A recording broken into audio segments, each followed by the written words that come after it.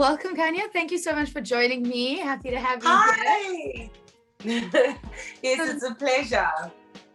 So, those that follow you know that you're also a chartered accountant as well as being a fitness influencer. So how did you find yourself in a position where you're creating fitness content on your social media?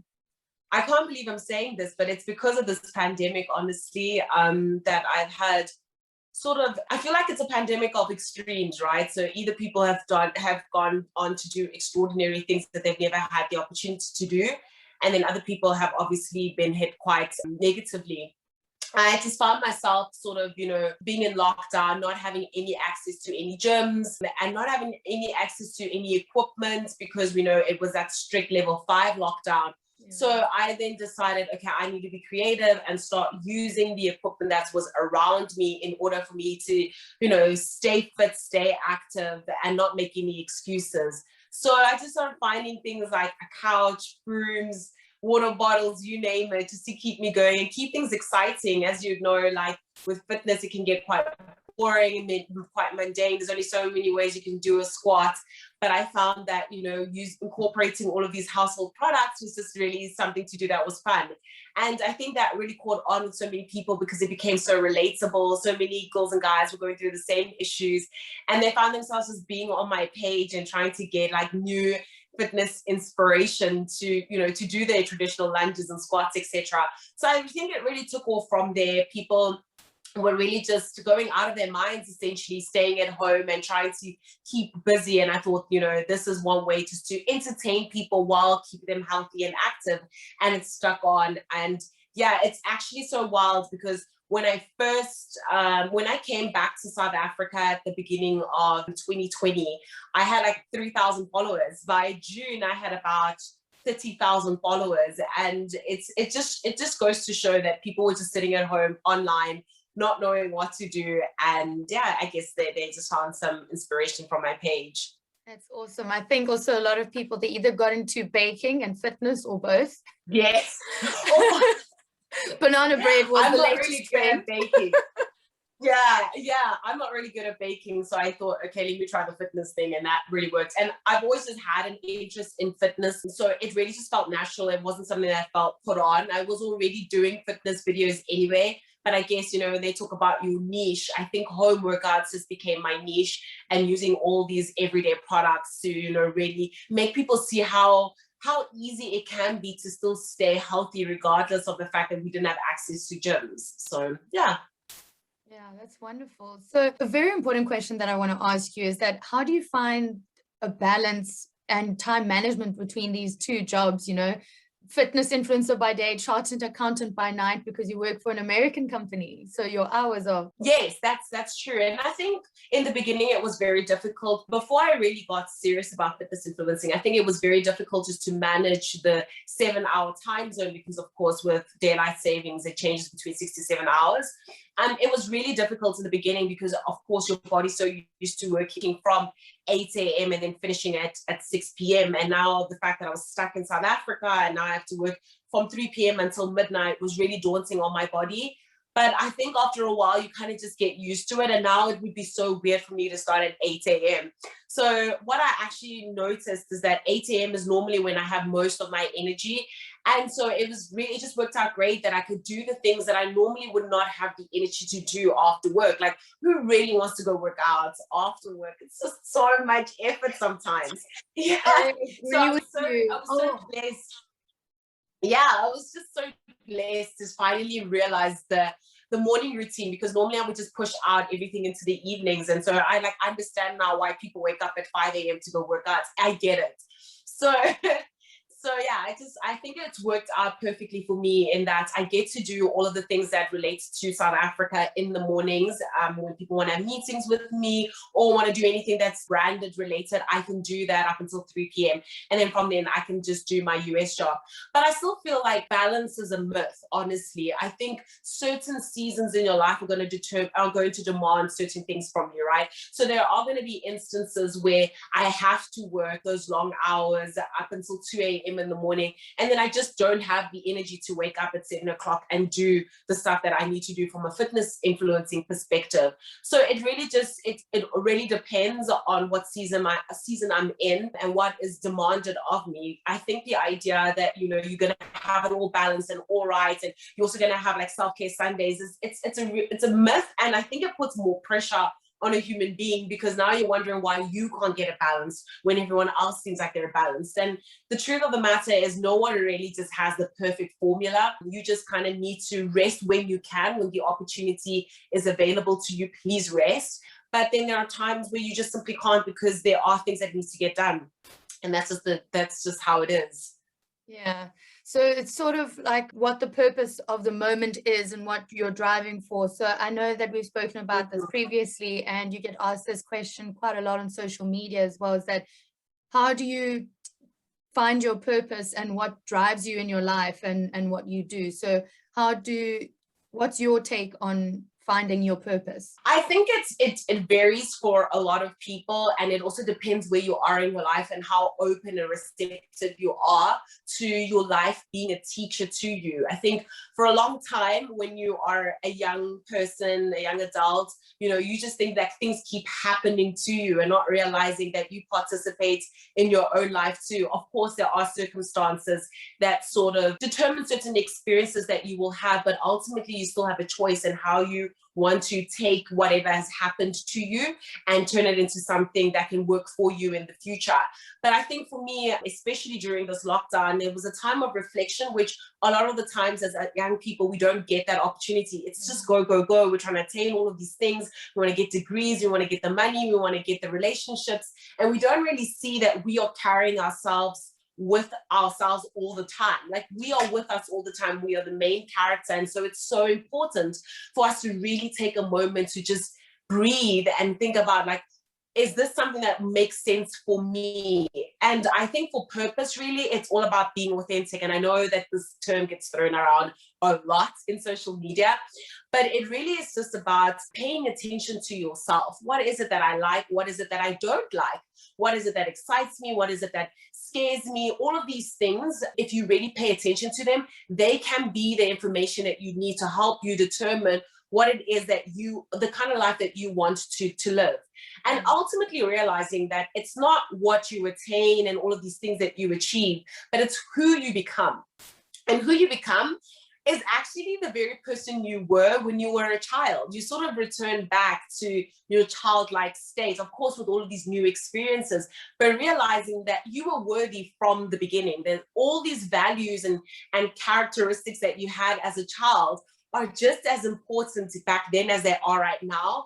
And there's no need for you to change who you are in order for you to please the world, because this is what the world wants for you for now. Like, I think it's really important to always turn inward and realize the importance of who you are. And that's where you find your purpose, because it's not in what you do. You know, there are so many things that you can do based on the values that you have, the morals that you have, the things that excite you, etc. There's so many options. We live in a world of so many options. So you really can be both an accountant and a fitness influencer. But for me, my true calling for me is to be of service to other people.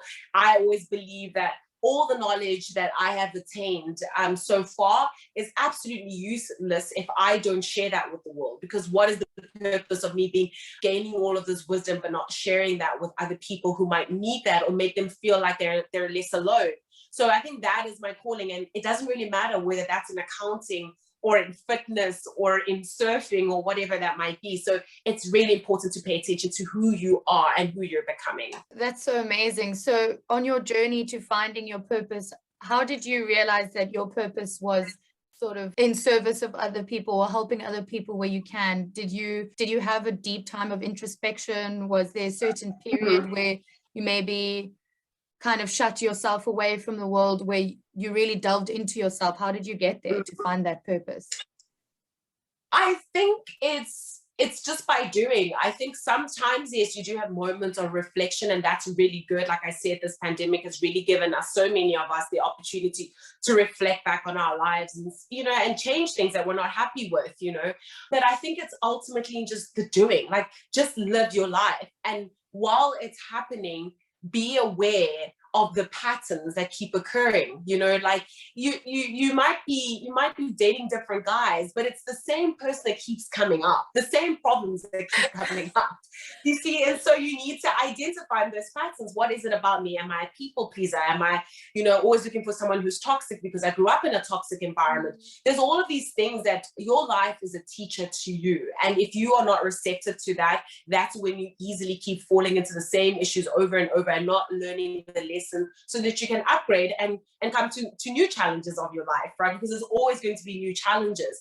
But ultimately, I think the problem is many people want to plan their lives to a T and not realizing that you can't plan everything. Yes, of course, you know, wanting to go to university and get this degree by this year and get married and then have children, etc. Those are good things to aspire to, but timelines can be very dangerous because they put so much pressure on you to become something that does not necessarily meet the reality of what's actually happening to you. So allow life to unfold and let it teach you who you need to be. And then that way you can adapt and evolve and become who you need to be for other people too.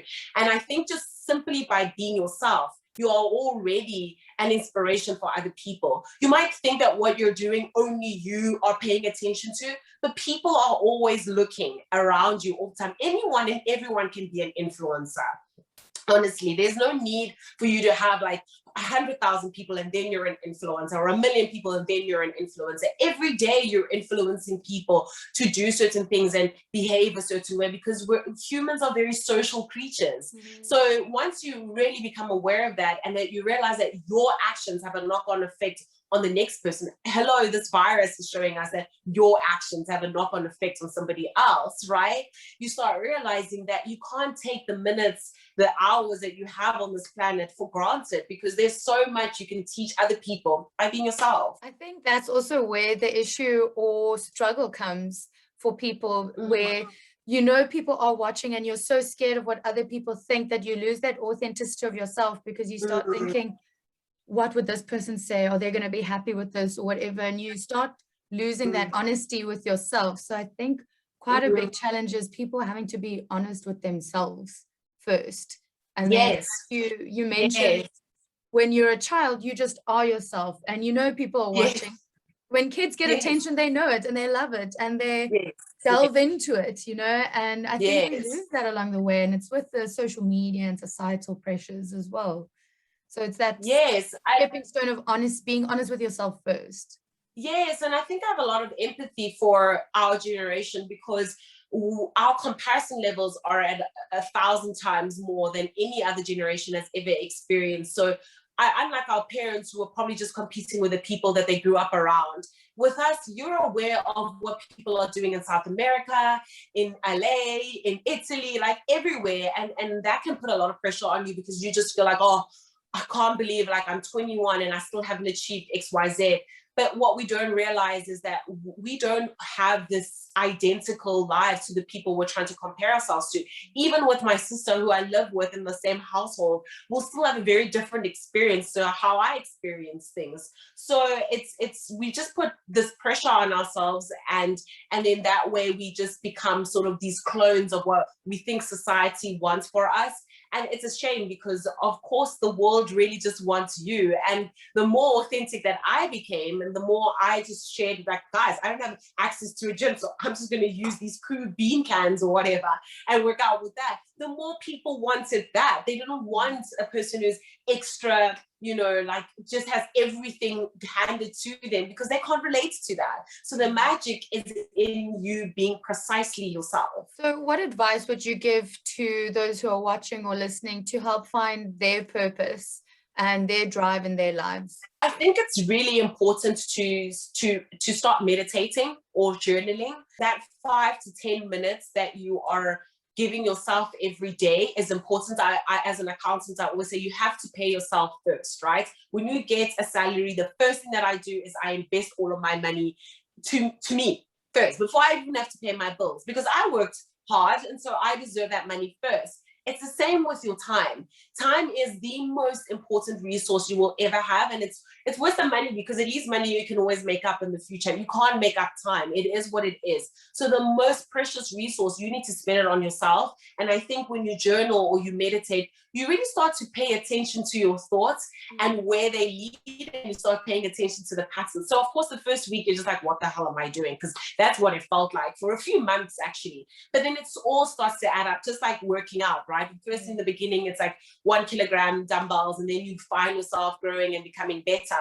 So it's the same with time that you spend with yourself, and you'll start realizing your thought patterns and where they lead, and you start asking yourself what influence these thought patterns. And that's not to say that they're bad or good, but you're just observing how you're thinking, because you're not your thoughts. You are the observer of your thoughts. And then from there, you start seeing, oh, this is the things that intrigue me. These are the things that really frighten me. And you start, sort of exploring who you are as a human being. And I think it's the best thing in the world to explore who you are, because you're with you all the time. You're so interesting to yourself. At least I find myself extremely interesting. I'm with you there. And I think I'm so interesting too. So I agree with you. Yes. Yes. Like when people take themselves out for dinner, I think that's amazing, because you do need to ask yourself some questions that you might not have had the time to do so, because we live in such a busy world. And I think once you start doing that, over time, you start realizing, actually, the life that I'm living now, is it really a reflection of who I am inside? And if it's not, what does it look like? How does it feel like, more importantly? Because I think a lot of people think that it's in a job, or it's in a relationship, or it's in a particular house or children. But you need to think about, when I have that house, or when I have these children, or when I have this marriage, what does it feel like for me? And can this feeling be replicated right now in what I'm doing right now, instead of having to wait for the future? Because all you have is right now. Like, something could happen to you today. So you need to try and replicate whatever feeling you think those things are going to give you right now, and see and lead with that. Because when you lead with that feeling, then all of the decisions that you make are going to want to be consistent with what you believe you deserve for yourself. And that's how you become aligned with your purpose and with your vision. And what you'll find is that all the things that you wanted in the future sort of fall away, because you're not so pressed to try and achieve this one thing that you think is the monumental thing in your life. You start realizing that the beauty of life is in the everyday. It's in the mundane. That's where it is. It's the journey, not the destination. It really is. It's just like, as cheesy as it sounds, it really is. Like, when I became a chartered accountant, I thought, when I become a chartered accountant, when they say Khanya, Modipa, say that would be, it lasted for 2 minutes. And then next thing I knew, I was like, I'm going to America. I want to do this. There's always going to be the next. There's always going to be the next. We're human beings. We want the next best thing. So it's really important for you to be at peace with the feeling that you get as you try to pursue things. And it can be particularly dangerous when it comes to relationships, right? Because you will never be satisfied then. You're always going to think that the next person is going to give you way more than the current person. So it's important for you to really have some sort of centering. And I think that comes with journaling, with meditation, and spending a lot of time with yourself. I love that. I feel like you just dropped so many spiritual and knowledge bombs on me right now. I'm thinking, I'm glad I journal. And I'm glad I spend a lot of time with myself. I'm on the right track. Yeah. Yes, you are on the right track. You are on the right track. And one of the questions that I always ask any of the ladies that join me on this platform is, what does feminine leadership mean to you? I think that's a very interesting question. I think feminine leadership is being able to voice your opinion even when your voice is shaking. I think so many times we are put in situations where we have to be the representative of everyone because you happen to be the only woman, which actually says a lot more about those boardrooms than it says about you, because why am I the only woman? Are you not ashamed? But even so, like, you don't have to represent every single woman on this planet when you are on these boards. You need only represent what your thoughts are and your own lived experiences are. Of course, being considerate of the next person, but really being true to your own voice. I think that's true leadership regardless. And I think always just being in service to yourself. And I think when you lead with the voice that is authentic to you, I think people really resonate with that. And if you are being true to your own experiences and people resonate with that, then it allows them the freedom to also voice their own opinions on certain things that maybe they felt they were too scared to talk about, you know. So by simply shining your own light on who you are, you liberate the people around you to do exactly the same, and then everyone around you can have then an authentic experience. And I think that's the best way to lead people, to allow themselves to feel free enough to be exactly who they are. That I don't even think is like a feminine leadership thing. I think that's just should be leadership in general. Yeah. But I think more so because the responsibility always seems to lie on us to be some sort of representative of every other woman on the planet. I think more so that it's become so important for you to really share who you are. And you might not have the same opinion that everyone else has, and that's okay. That's okay. That's the point of growth and evolving and realizing, oh, okay, I'm going to change my mind now about what I previously thought. That's okay. I think we don't always get that space to do that because people think we should have the answers because you are the first female CEO, so you must know all the problems that women go through. No, mate, like I am a Black woman from South Africa. I don't know what it must be like to be, I don't know, a Jewish lady living, you know, it's different. Everyone has different life experiences. So I think it's important for you to just be true to your own voice, and that gives other people the opportunity to be true to their own voice. And then that's how you achieve diversity and variety in the world that we live in. I agree with you 100%. One woman does not represent the whole. It's not one that makes up the whole. It's not possible. Yeah, I don't know everyone's lived experiences. I can only speak from my own. Otherwise, it makes me fake. So now we move on into a section I like to call the ABCs of your career. So what was your amazing, affluent Oprah aha moment in your career? This is so wild. So actually, it was the day I decided I wanted to be a chartered accountant. That was my aha moment, because when I was in grade 11, you know, there's a lot of pressure on 17, 18-year-olds to just know what it is that they're going to do with their lives. And I think, you know, at 17 and 18, you can barely like brush your teeth and put on your uniform and get it going. You know, like there's just a lot happening at that age. So to now then decide on the thing that's going to like, determine the trajectory of your life is a lot of pressure. But for me, I was obsessed with cars, Nicky. Like I was obsessed. Okay. So after my and there was this man who came. There was this man at our careers evening who came with a Lamborghini, which at the time was like my dream car. You couldn't tell me otherwise. And I was like, dude, what do you do? What do you do? And he was like, I'm a chartered accountant. And that was that for me. I was like, that's it. That's what I'm going to do. Not knowing that I was about to throw my life into something that was so crazy. But I think it worked out for me in the end because I persevered through it. And then also when I arrived in America, I was really just shocked by the fact that, you know, this very degree that I was kind of dreading and I didn't want to do it anymore because it was 7 years of my life that I felt like I just put in and I didn't see the point of it anymore. But when I arrived in the United States, it felt like my hard work paid off. Like I know that there were elements in there that helped me get there, but it felt like at least 90% of my hard work got me to this place. And that was also like a great like aha moment. When I was at Coachella, I shed a tear when because I can imagine if it wasn't for those hours that I spent in the library and, you know, all the blood, sweat and tears that I put, I wouldn't be here seeing Beyonce above me like this. Like it was such an aha moment, which is so random, like nothing to do with the office, but more so like the opportunities that this designation has given me. Yeah, that's when I've had aha moments. But aha moments can happen at any time. It doesn't have to be in the office. So it's like, mama, I made it. Yes.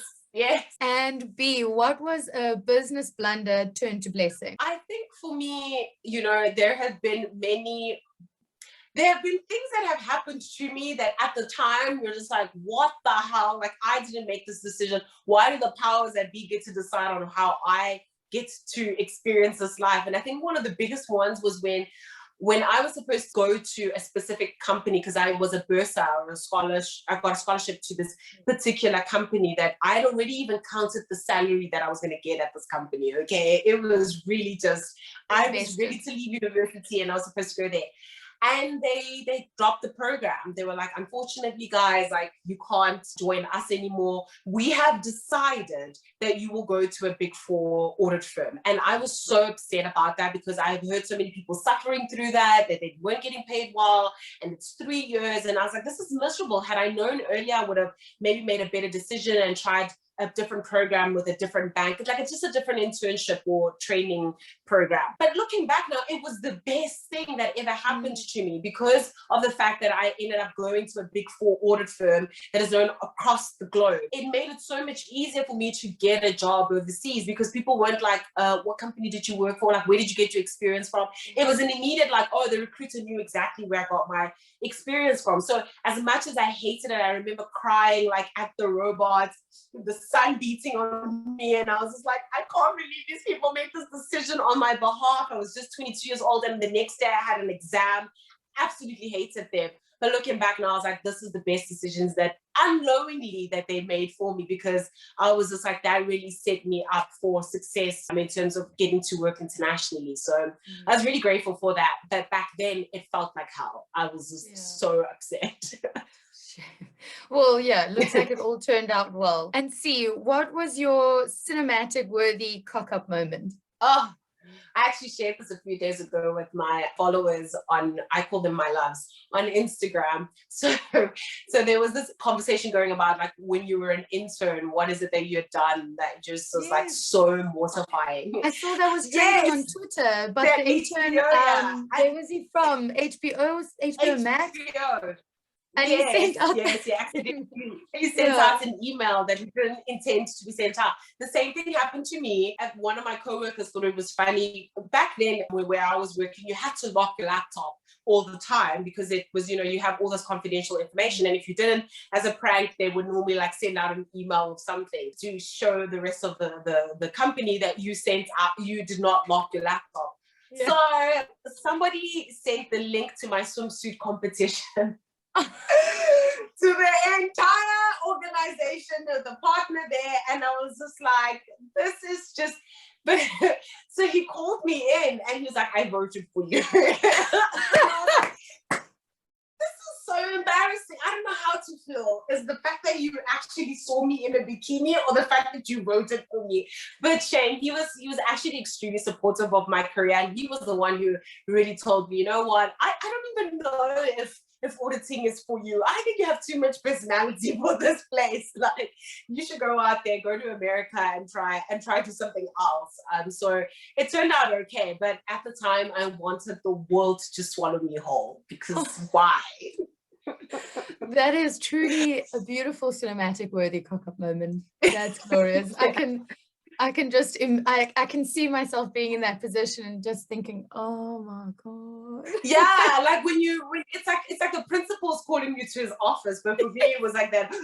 The partner's calling me in. What did I do? And then he was like, oh, I just voted for you. And you think of all the conversations, all the responses. You're like, if he says this, I should say this. It's such a professional environment. People are wearing suits all the time, and then here I am in my bikini. I'm glad. I look phenomenal, but still, like. And I look great. I look great, but not for the office. No, it is what it is. I love that. Thanks so much for sharing that. And now, as we start bringing the interview to a close, I like to end it off with a quick fire question round. So just first thing that comes to the top of your head, just answer. So morning or evening? Morning. Coffee or tea? Coffee. If you could live in any book, which one would it be? Harry Potter. I'm a huge Harry Potter fan. I really do question the parenting skills of those kids, of those parents, because why would you keep sending your kids to a school that is going through the most every year? I have questions for those parents. We need to sit down with them. There's a terrorist on the loose who is attacking the school every year, and you keep sending your child over every year. Like, are you mad? But Harry Potter. We need to go to family therapy and sit them down. quickly, like, how do you keep sending your kids over, especially if you know your child is on a pure blood? Like, what are you doing? But yeah, I have a lot of questions for those parents. But yeah, I loved Harry Potter. I always go back to that book. It just, whenever I panic on a plane, I read a Harry Potter book, and it just transports me to a different world. I absolutely love it. I love that. And what is one thing in your daily routine that you could not live without? Exercise. Sometimes I will not exercise and just meditate, depending, because for me, when I exercise, it is meditation. So either one of those, I have to do it. Non-negotiables. And 3 people that you would have over for dinner, dead or alive? That's a very interesting one. So first, definitely Princess Diana. I think she was such an incredible soul, and I really, really, yeah, I think she's amazing, and I would love to know more about her life. I thought, when I realized now, she was very young when she died. And she had so much life and so much that she wanted to share with the world still. So I would definitely love to have her. Beyonce. Has to. Like, need I say more? Beyonce. And I think the third one would definitely be Oprah. I think she unknowingly has shaped so much of my life. And there's just so many gems that I keep picking up from Oprah. And as I get older, the gems that I've heard when I was younger make so much sense now. So I really think she's just a timeless person that I would love to just, to have in my company. That sounds like an incredible dinner party. I'd love to be the fourth Yes, one. all the ladies. Yes. Just to sit around. Yes. Awesome. Well, thank you so much for joining me on your Saturday, and for talking about purpose and how you found yours. And I'm hoping that this will help whoever listens to it as well. Yeah, and I just wanted to take this opportunity to really acknowledge the work that you are putting in to really helping young women out there who might not necessarily feel themselves to be seen or heard. Podcasts like these really just help people to see that whatever they're going through is completely normal. No one has it figured out, Nicky. We know this for sure. And the fact that you are really just putting your time and effort to talking to us and picking our brains and making someone feel less alone is such important work. It's definitely service to so many women out there. So I really do appreciate the time that you're putting in. It does not go unnoticed. Thank you so much. I appreciate that. Okay. Pleasure. Khanya, have a wonderful day, and I'll be in touch with you soon. Bye. Bye.